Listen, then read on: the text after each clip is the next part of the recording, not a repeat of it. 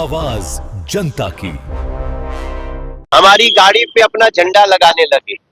हम गाड़ी तेज चला के निकले तो करीब 150 मीटर तक दौड़ाए, दिखाने के लिए तालाब में कूदे। इससे तो उस समाज का लाभ नहीं होगा। समाज का लाभ होगा कि उसकी उनकी मछलियां कैसे बिक। सीट पर लड़ने वाला न सीएम का दावेदार है न डिप्टी सीएम का दावेदार है। 18 सीट पे लड़ने वाले डिप्टी सीएम के दावेदार है। तो एक मतलब तो इसका मतलब हुआ कि मामला गड़बड़ है। आप साहबुद्दीन का जिंदाबाद लगा ही रहे हैं कि कार्यकर्ता आचार संहिता का उल्लंघन भी कर। नमस्कार, आप देख रहे हैं न्यूज पीआर और मैं हूं आपके साथ ज्योति सिन्हा। चुनावी माहौल में एक और जहां अपने अपने वोटरों को बटोरने में हर एक नेता लगा हुआ है, तो वहीं प्रत्याशियों के समर्थन में अपील की भी जो है कोशिश जारी है। ऐसे में आपको बता दें कि जनसभाओं के दौर के बीच राहुल गांधी और मुकेश सहनी का एक वीडियो सोशल मीडिया पर सुर्खियां बटोर रहा है। मुकेश सहनी और राहुल गांधी तालाब में कूदकर मछली पकड़ने लगते हैं और जनता की भारी भीड़ उमड़ जाती है। तो वहीं ऐसे में मनोज तिवारी ने इस पर बड़ा सवाल उठाया है। मनोज तिवारी ने एक और जहां ये सवाल किया कि जो मछली पकड़ रहे हैं, अगर इन मछलियों के दाम को बढ़ाने पर ध्यान देते तो शायद विकास दिखता। क्या कुछ कह रहे हैं मनोज तिवारी, सुनिए। भाई बात तो सही है, बहुत लट्ठम लट्ठ हुआ है। अगर लट्ठम लट्ठ नहीं होता तो ये पहले ही डिसाइड हो जाता, जैसे एनडीए का डिसाइड हुआ।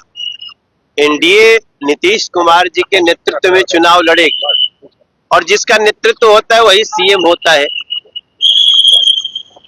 तो जब ये लोग शुरू में ना तो इनका सीट शेयरिंग हुआ और ना तो ये लोग आपस में नेता डिसाइड किए, तो अब बाद में जिस तरह से डिसीजन हुआ उसमें तो यही कहा जाएगा, क्योंकि देखिए कांग्रेस 60 सीट पे तो लड़ रही है, बाकी पे फाइट हो रही है फ्रेंडली।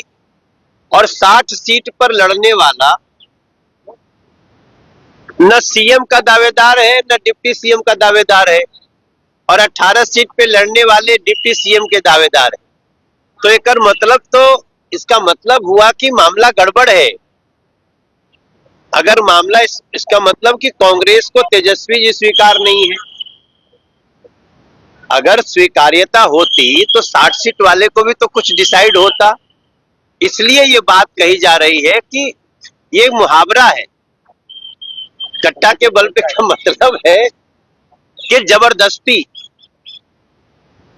तो ये पूरे बिहार को पता है कि तेजस्वी बाबू और महागठबंधन में अच्छा नहीं है। दूसरी बात मैं आप सबके सामने एक प्रार्थना करना चाहता हूं। तेजस्वी यादव जी के लोगों ने, महागठबंधन के लोगों ने परसों हमारे रोड शो पे हमला कर दिया। हमारी गाड़ी पे अपना झंडा लगाने लगे। हम गाड़ी तेज चला के निकले तो करीब 150 मीटर तक दौड़ाए हमको। मैं तेजस्वी बाबू से और महागठबंधन के नेताओं से बोलना चाहता हूं कि क्या अब आप स्टार प्रचारकों को पीट करके प्रचार करोगे अपना? क्या हमारी गाड़ी पे आपका झंडा लगेगा? आपके पास गाड़ी नहीं है? क्या आपकी सभा नहीं है जहां आप हमारे बीजेपी के नेताओं को गाली दे सको? वो गाली हमको यही देना है? आप गाली के अलावा तो कुछ देंगे नहीं। तो मेरी प्रार्थना है कि तेजस्वी बाबू, आप साहबुद्दीन का जिंदाबाद लगा ही रहे हैं।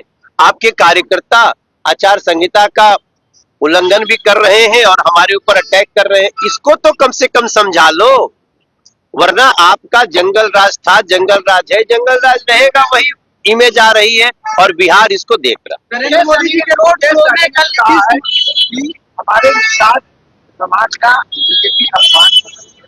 राहुल गांधी अगर मछली पकड़ने हमारे समाज का दर्द समझ रहे हैं तो हमारे समाज का अपमान है, इसका खामियाजा